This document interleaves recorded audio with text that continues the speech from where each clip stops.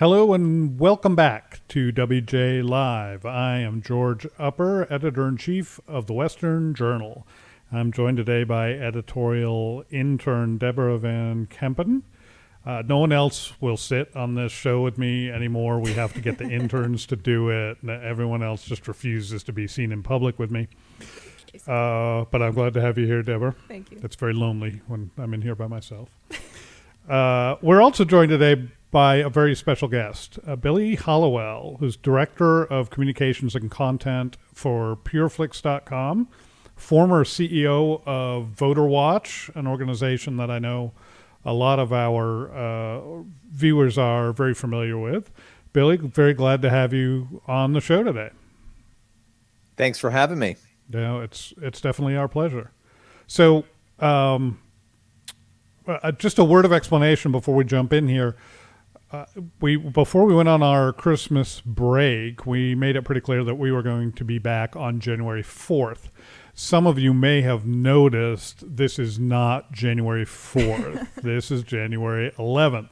We were granted an extra week of podcast vacation by the coronavirus, which hit our broadcast crew, our production crew, pretty heavily over the past couple of weeks. So we were all out of the office, working remotely last week, but we're glad to be back here on January 11th, back with WJ Live. And fortunately, nothing happened of any import last week, so we didn't miss covering any important topics. We may as well have planned that week out in advance. No, of course, I'm kidding. Billy actually is a fantastic writer, prolific blogger as well, and you can find a lot of information that you'll be interested about because Billy tends to write about Donald Trump, election issues, big tech, things that I know a lot of our viewers pay a lot of attention to. You can find that at billyhallowell.com. And he also has a new book out called Playing with Fire, and we're going to ask him about that as well. But before we do that, I do want to address kind of the elephant in the room, which was the craziness of last week. We weren't here to cover, as I say. WJ Live was out with the Rona, but it was just a crazy and difficult week for a lot of people. Deborah, one of the Western Journal's most popular stories over the past several days was titled Time to Take Ownership by our own Andrew J. Shawshaw. What about that story do you think our readers found intriguing? You know, that was a great story. I think it was an excellent commentary piece. And what Andrew kind of tapped into in that story was that this is not the time for conservatives to be shifting blame onto other people that may or may not have been involved. Basically, what Andrew said in that piece was that it looks pretty clear that the majority of people that were there were right-wing extremists. And so I think that for a lot of readers and for a lot of conservatives, including a lot of the people at the Western Journal, that was just very confusing and disheartening and just a really sad day for a lot of people. And so I think that the question of who has to take ownership here is really kind of conflicting for us because we don't want to take ownership of something that feels like, well, my political party could never do something like this. But at some point you have to wonder, where does that ownership lie?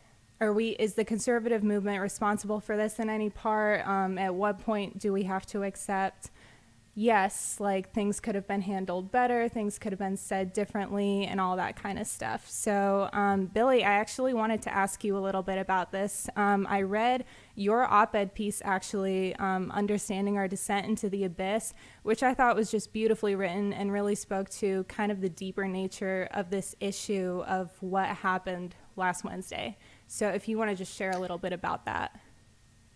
Sure. Yeah. I mean, it's been such a struggle for, I think, so many of us, for every American watching, whether you're a Democrat or a Republican, or whether you were a never Trumper or a pro Trumper or somewhere in the middle. I think watching this has been painful because it's sort of the culmination. It's an unimaginable event, right? For this to happen in the Capitol, the lives that were lost, the senselessness of it, but then this feeling that there's something so much deeper going on. And I think what this requires of all of us is to take some steps back, to take probably 400 steps back, and for every single person. And I know when I say this, people are going to get upset because I've had people coming at me.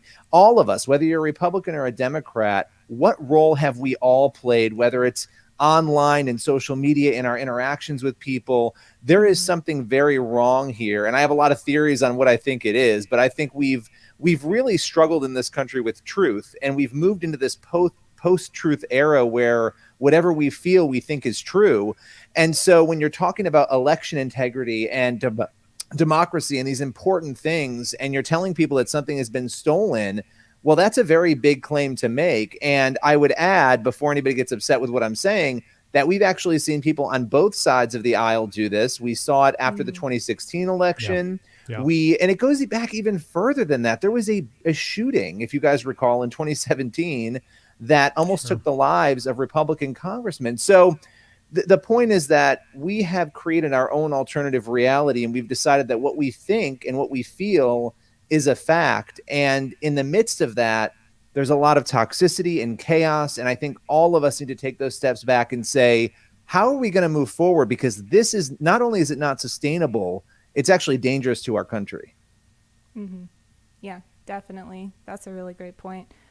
So I did want to ask kind of both of you, actually, what do you think about the stance that Christian conservatives have to take at this point in light of the things that happened last week at the Capitol, in light of just all of the things that have been happening over these past few months, really concerning the 2020 election? What do you think our position should be as Christian conservatives moving forward?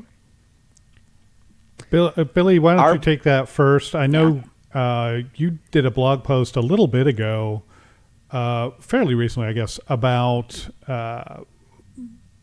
evangelicals who are both Trump and never Trump, and sort of, where they get things right and where they get it wrong. So let me defer to you on that one, and then I may jump in.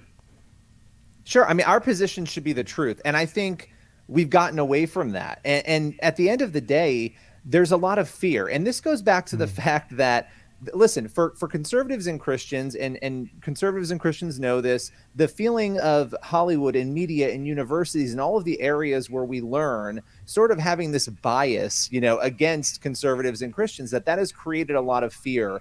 And I think what we have is a dynamic where, because of that, people, gravitated towards a fighter. They gravitated towards Donald Trump. And, for better or for worse, people are going to debate that. Moving forward, what we need to do is make sure that we're standing on truth. And for me as a Christian, I'm watching this, and I was not somebody who was a pro-Trumper or a never-Trumper. I tried to watch this and say, what is the right thing? If I'm going to stand by truth, if Trump tweets or does something that is wrong, I'm going to say that's wrong. If he has a policy that's great for America, I'm going to say that's great. But I think a lot of us chose a side, and we chose a side without regard for truth. And so I have been trying in my own life to assess that. And after this event, to say, going forward, our path needs to be the truth. And right now, people are looking at conservatives and Christians, and they're saying, you brought us this, you did this. I mean, there's a lot of commentary going on. All of us need to take that step back. But for Christians, we need to lead the way. And honestly, in forging some sort of peace. And I know there are people who are going to say, that's not possible. You can't forge peace with the other side. Our goal and our job is to do that. And when you look at the history of the church, Christianity's done pretty well in times of trial and difficulty. And I think it's important to remember that, and to prayerfully go into this rather than going into it fighting and I'm going to win and I'm going to take you down. There's too much of that going on, and we're not going to solve anything with that perspective. Yeah, that's good. I'd actually take a little bit of issue with the title of this piece. I'm not disappointed in the title of it, but that word ownership, I think, is really strong.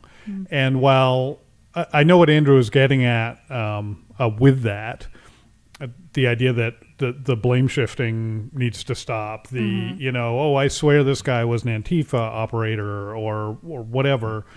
And I have no trouble believing that there could have been a handful of Antifa operators, false flag people or whatever, trying to do whatever, raise mischief, shenanigans, whatever word we want to use about them, and just trying to make the situation worse, trying to exacerbate it rather than try to bring peace, as you say, Billy. But what I'm unwilling to do personally is take complete ownership over a relatively small group of people who are clearly extremists, who I don't probably agree with on a lot of the issues, actually. But what we keep forgetting is there are hundreds of thousands of people probably in D.C. on that day protesting in one way or another. A few hundred of them broke into the Capitol building. So what's that, 0.1%? Something like that? I don't need to own their actions. I'll own the actions of the other 99.9% of the people who were outside and who were maybe angry, who maybe didn't use the best words, maybe weren't as polite as they could have been. I've certainly been there enough myself that I can identify with that and take some ownership of that. I've never broken a window to try to get into a government building. Not that I can talk about publicly anyway. I've never done that. At least that's the story I tell my parole officer. So, I am willing to take some ownership, but that only goes so far. And what the left, what the mainstream media would really like to do, contrary to truth, is paint everybody with that broad brush, right? Everybody is a, Minotaur wannabe, whatever that guy wants to be. Yeah. Everybody who voted for Donald Trump is breaking windows and storming into buildings and whatever. And it's just not true. That's just not who the average Trump supporter is or was. Well, isn't that that is sort of the problem. And I see, I know a lot of people did this over the summer too, when we were so frustrated and watching cities burn and the chaos go on, and you had portions of land. I mean, you guys know this, that were taken over by people, literally. Like, this is we're going to create our own little mini country. And the vast majority of people, that was not, who were out there protesting, that wasn't them, but it was a sizable amount of people, a number of people who went out and did that. I think we do need to pause and sort of think, because we all are guilty of sort of doing this, of trying to paint the other side. Well, it's all the other side. And, we can haggle over what percentage of responsibility we think the situation that we're in, not the events that happened last week, but the situation that we're in with this divisiveness and this chaos, we can haggle over the percentage.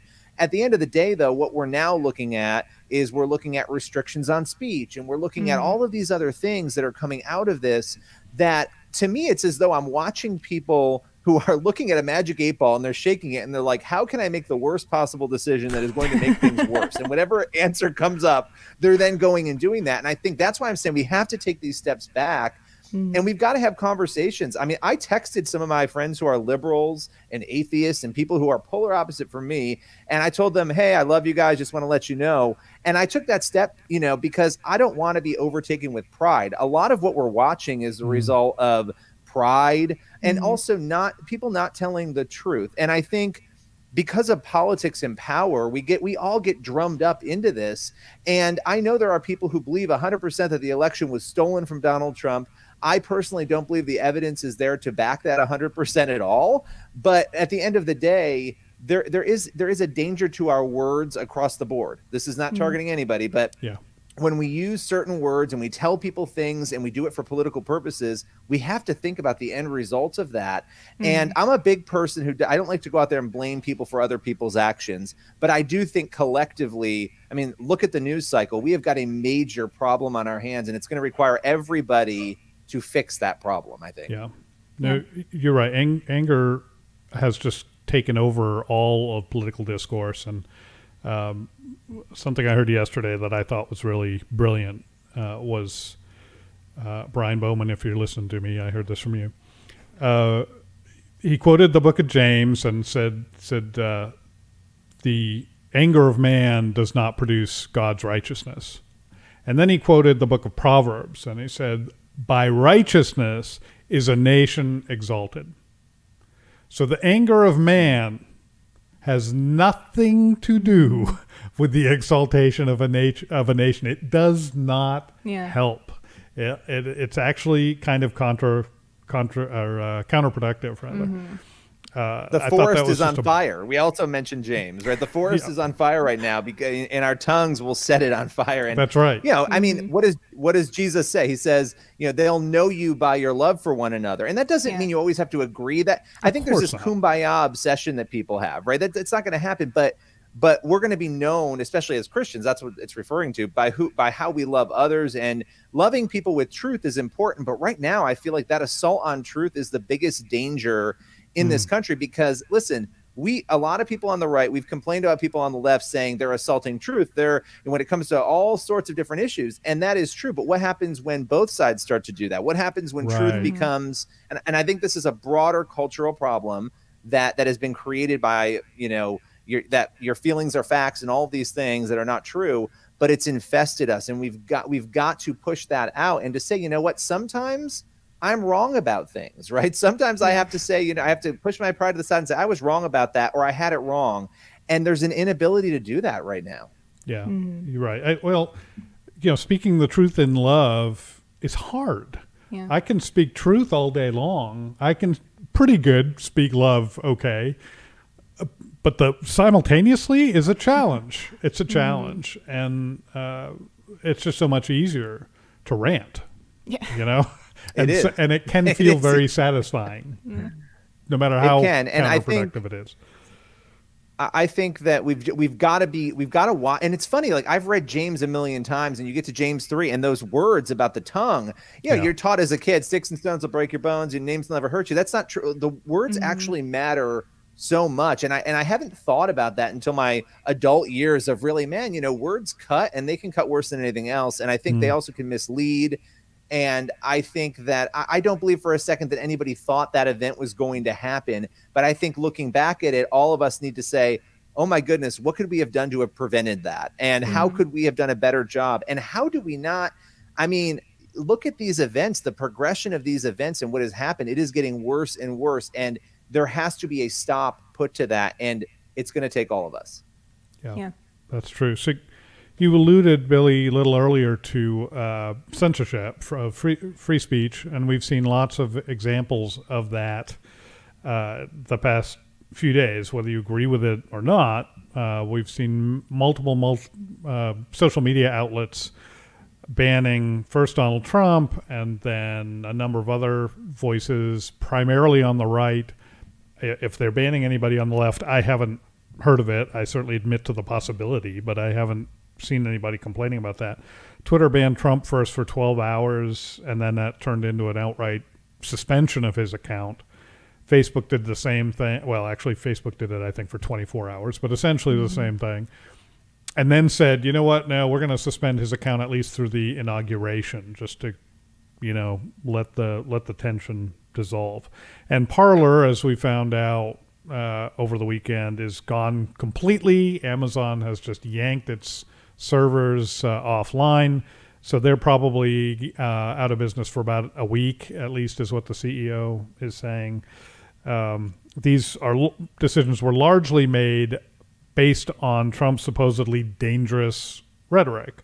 Now, I'll be the first to admit that I don't like everything that Trump says or tweets or whatever. To your earlier point, Billy, there are times when he has said some ugly things, and Christians, some stood up and said, hey, that was ugly. Too many of us didn't do that.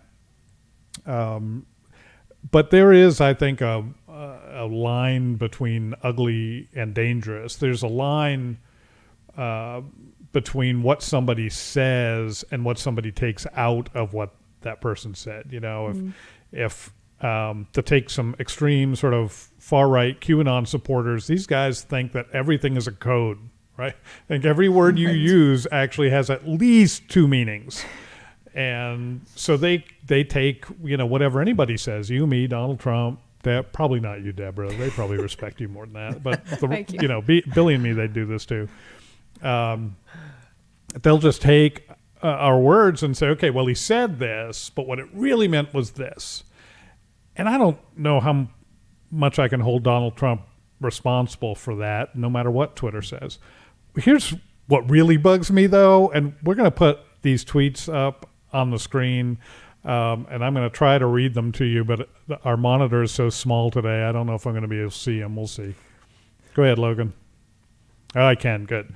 Okay, so here's a tweet from the supreme leader of Iran, Ayatollah Khamenei.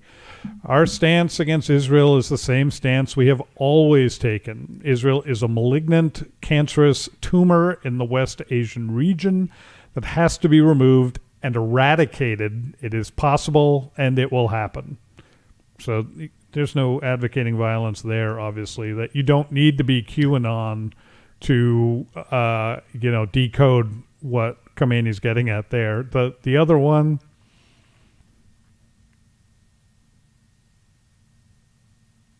The Islamic Republic of Iran will never forget the martyrdom of Haj Qassam Soleimani and will definitely strike a reciprocal blow to the U.S. All right. Those are just clear threats of violence, both of them. Just outstanding, clear. Like I said, you don't have to interpret them by some weird code. Those tweets are still up on Twitter. I went and read them today to make sure. So as of an hour or two ago, anyway, they were still there. So that's what really bothers me is the double standard.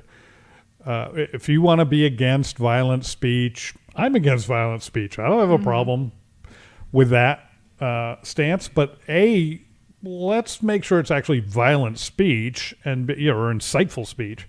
And B, let's apply it equally to everybody, or at least equally to all world leaders. Could we at least start there? There's a finite number of accounts that need to be watched if that's the standard. Well, there was an embassy, an embassy post that seemed to be, if I'm reading it correctly, purportedly, praising genocide. It seemed, this week, and it took them days they did take it down, but it took Twitter days to do that. What you're describing is an inconsistency, and it's been an inconsistency, especially if your reasoning is going to be that, well, it's the tweets, but it's also the events that unfolded outside of the tweets. Well, then you've got a real problem with the Ayatollah. You've got a real problem with other leaders. Some people like Louis Farrakhan, they've had their blue check taken away. They haven't been banned. And so the problem with this has always been inconsistency, the belief that there is a bias against conservatives and Christians even. And this is something that has played out in different ways on different platforms. This particular event has put it on steroids. And I understand the frustration that Parler didn't have restrictions that would stop people from planning something. I think there's a whole debate to be had there. But there's some inconsistent arguments as well on, it's a private company. They should be allowed to do what they want when it comes to taking Trump off. But, we're finding bakers $133,000 in their business if they don't do what we want. And so you've got a lot of, and I know these are complicated issues but you've got a lot of inconsistency going on. And at the end of the day, I think the real thing, and this makes conservatives really uncomfortable, I'm going to say it, I'm not saying this is what I think, but we have a real discussion to be had about at what point do these companies become so big and so powerful that we need to actually have a discussion about regulation, which I know a lot of us are uncomfortable with, but it does seem like if you're going to obliterate somebody and not allow them to have a platform anywhere, and that person isn't sparking violence, and they just, how far does this go? Does it become unpopular opinions? Does it become things that you believe about culture that these companies don't like? Where does that end? And I think that's a real concern. Well, right. And there's a really good point there in that I think conservatives don't always message that very well. We always talk about silencing of conservative voices and that kind of thing. That's not the problem. The problem is it's silencing of voices that the platform disagrees with. It doesn't matter whether it's left, right, or whatever. If they're inciting violence, encouraging pedophilia, whatever, okay, great. Nail those guys to the wall. But people need to be aware that they only, when you say silencing conservative voices, well, like a third of the country is like, oh, good, I'm for that. I don't want to listen to those bozos anyway. But people need to understand that they can come for you too. Yeah. It's not you today, but it can be. Well, can I make a point about this? Because it is fascinating to me to watch the people who right now are wielding cultural control. Some of those very same people 15, 20 years ago did not have cultural control and were in fact sometimes mistreated, even by the church, right? We could talk about the LGBTQ community. Absolutely. And when I'm talking about it's a great mistreatment, point. I'm saying, right, I'm saying the times that really mistreatment, not disagreement over an issue, but real mistreatment unfolded, when the tides turn and somebody else is given power, it becomes very easy to say, I'm going to go after you, I'm going to cancel you. But if that's already happened, it could happen again. And so I would hope that everybody, no matter where you are on any issue, would think about that, because cheering on the shutting down of voices, whether or not you want to hide that behind the argument that these are private companies and all of that. And it's true, they are. And I agree with you that all of that should not be allowed. But my point is, let's be consistent in how we each interact with that, because I'm seeing a lot of people be very inconsistent, and I've seen these people go after the bakers and the businesses and the others. So no, you're so right. The you don't have to go far back in our history to see black churches in the South marching for freedom. Those should have been white churches. Can we just start? Let's start with the fact that there maybe shouldn't have been black and white churches, but get past that. The white churches who had the authority and had the ear of elected politicians in the 1950s and 1960s should have been at the vanguard of the civil rights movement. And they were not.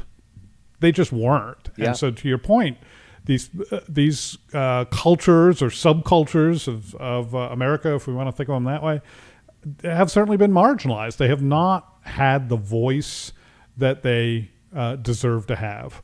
And much of that has been fixed. Not all of it, obviously, but it's better than it used to be. But we certainly have to be sensitive to that. It's the line we walk with BLM, for instance, or the line I walk, I should say.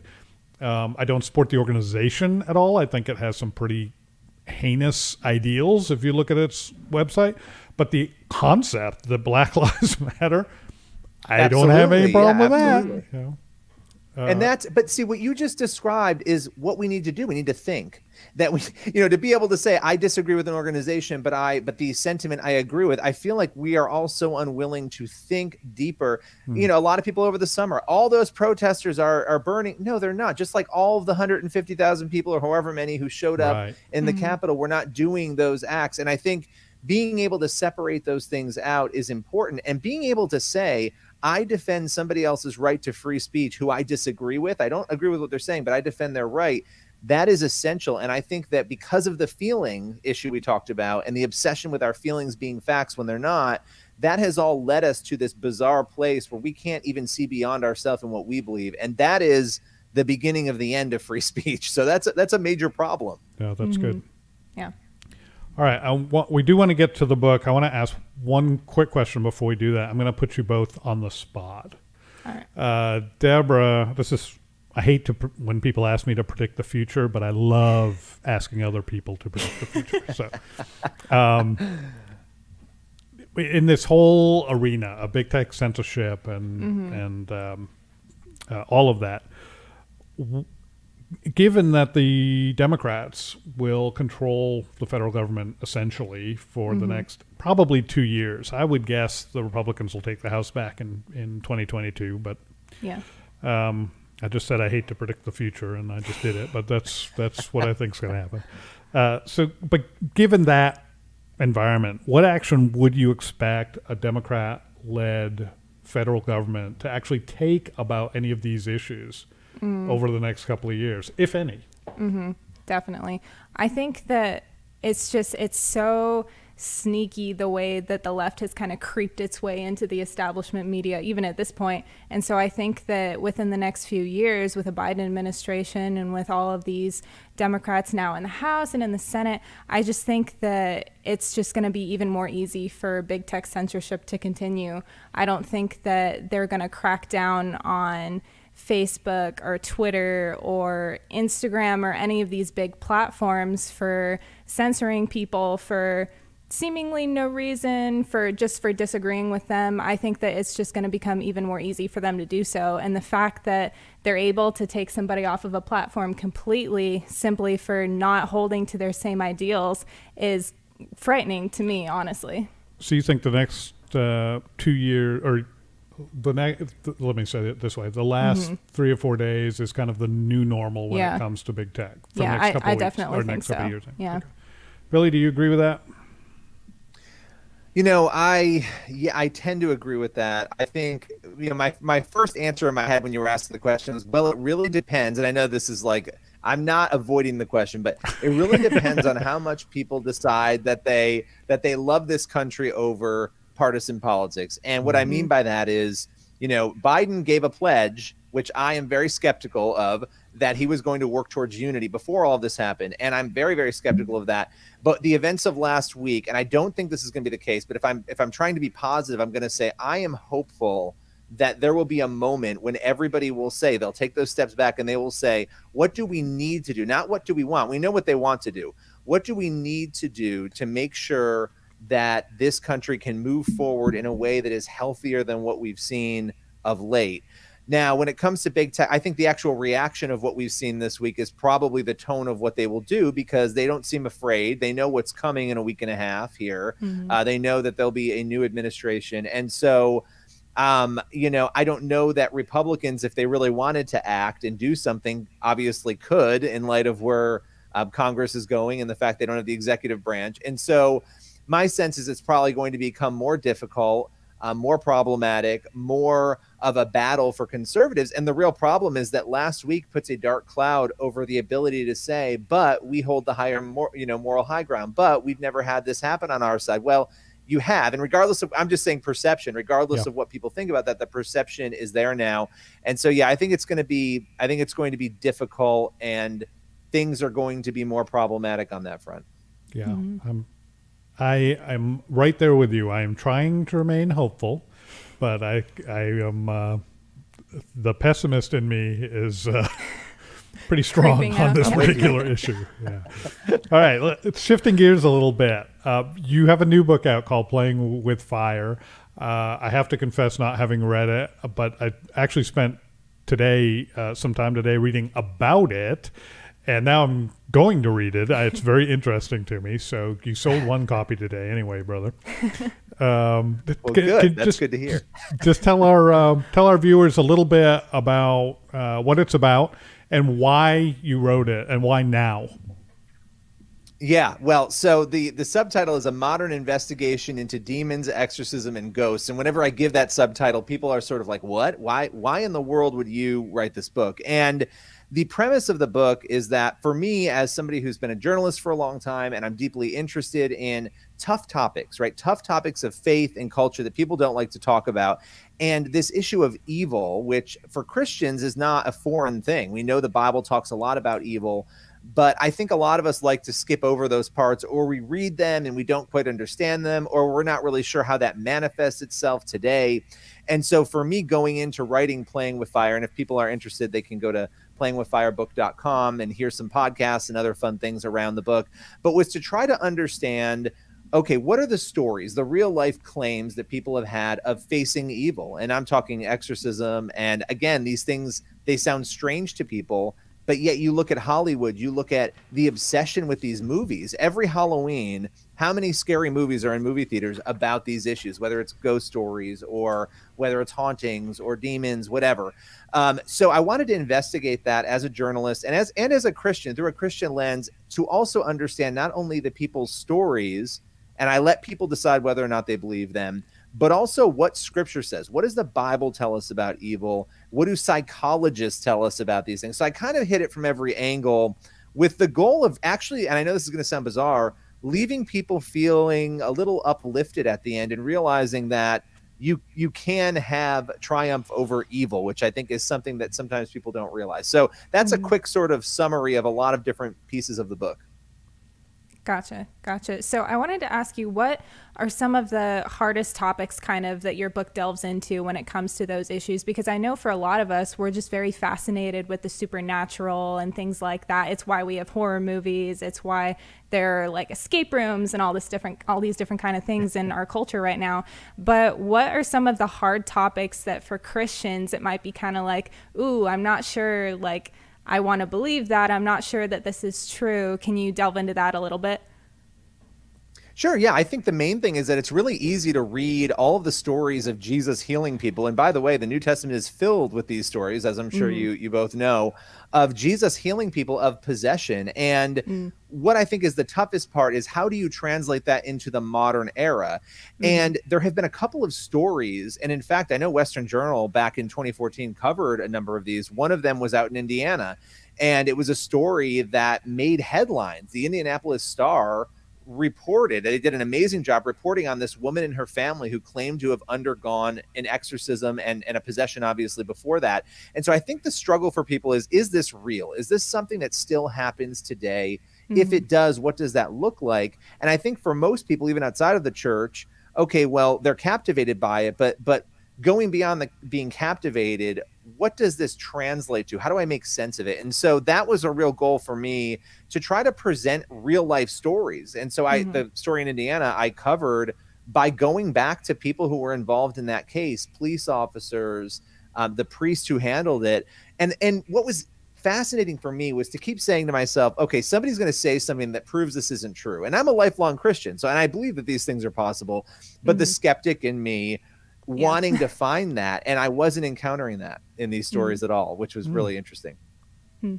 So was this a situation where you went into writing the book sort of as a skeptic and came out more credulous, or did anything change about sort of your faith or your outlook on these kinds of issues as you went through the process of writing? Yeah, for me, going into it, I'm a lifelong Christian. I've known people who have claimed to have gone through things, and I'm skeptical not of their claims, but of how much is really evil versus poor decision making. There's some stories that are so wild, you're like, okay, this story is so wild, there can be no other explanation. And those were the stories I focused on. And what I found was that I was very afraid. I'm not going to lie. I was actually afraid to write this book. I was given the contract and I sat on it for 2 months because I thought to myself, is this something that I really even want to dive into? Right? I don't know a lot about it. I know it exists. I've read the Bible. I'm a Christian, but for me, it gave me peace. And that was at the end of this book. And I prayed a lot about it before I did it. I decided to do it. I felt like, man, I really have a better understanding, and this is going to be theological, but of Jesus and why he came. Understanding evil, in my mind, actually points you back to the need for good. And so it changed me in that it helped me to understand that and to realize that Christians don't need to be afraid of these things, but that when you look at our world, understanding that evil is a very real thing. Look throughout history. Look what happened in the 1940s. Look at where we are today. We are watching confusion. We are watching deceit. And one of the fascinating things, I had never read the Bible to look only at the portions that focused on evil, right? Or on these healings.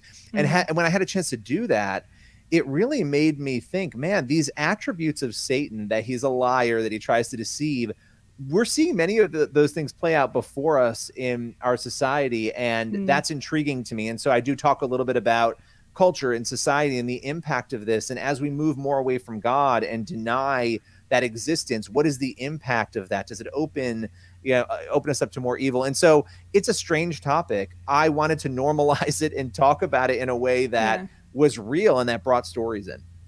Oh, that's great. Yeah. So unfortunately, we're running up against the clock here, Billy, but tell our viewers one more time where they can get this book or find out more information about it. Absolutely. Well, you can get it on Amazon, although right now I know not everybody is happy with Amazon. You can go to playingwithfirebook.com. Playingwithfirebook.com. There's some other resources there as well. And Walmart has it. And I mean, it's pretty much wherever books are sold. And my passion for it is to reach people with a message, to get people talking. I think this is another topic we should be talking about today. So thanks for letting me do that. No, Absolutely. thank you. Thank you for being here. We'll put that link when we post this video on our website. We'll have that link along with it so viewers can find that there as well. Billy, thank you so much for taking a little time out of your day with us. It's been great. Deborah, thank you for being the one person in the building willing to sit at this desk with me. You're welcome. Anytime. I appreciate that very much. Well, thanks for having me. Appreciate it. Absolutely. No, it's our pleasure. I did want to say one last thing to our viewers today. we've talked a lot about truth and the importance of truth. And if you're watching this, you probably know that our mission, our motto is that we are here to equip viewers with the truth. That's what WJ Live does. The Western Journal is about equipping readers with the truth. It's foundational to who we are. In fact, we say that sort of our the heart of all our values is love, and then the very first core value that we list on our website is truth. So it's key. It's important. And if you want to make sure that we are able to continue bringing the truth to you and to people you know, there are a couple of things that you can do. One, you can like and subscribe to WJ Live on youtube.com. Easy to find us. If you're not watching us on YouTube, it's youtube.com/WJ Live. You click the subscribe button, click the bell so that you will always be notified when a new episode comes up. Do you want to do Joe's part there? Ding. Yeah, perfect. Joe isn't on today, so he wasn't here to do that. That's one thing you can do for us. The other thing that you may be interested in doing is subscribing to the Western Journal. When you become a subscriber, you help to support all of our efforts to uncover truth and to distribute it, to deliver it to as many people as we can. That is our mission. It's why we exist. You can do that by going to westernjournal.com/join. You'll see a number of options there. At least one of them will get you this glorious mug in my hand. Yes. Suitable for hot or cold beverages. So that's a bargain, however you look at it. So again, that's westernjournal.com/join, and support us there. Journalism, good journalism, isn't cheap. Bad journalism is you just make stuff up and write it down. But good journalism is it takes resources, and you can help provide those resources by becoming a subscriber to Western Journal. So thank you so much for being with us today. Thank you, Billy, again, and we'll see you next time on WJ Live.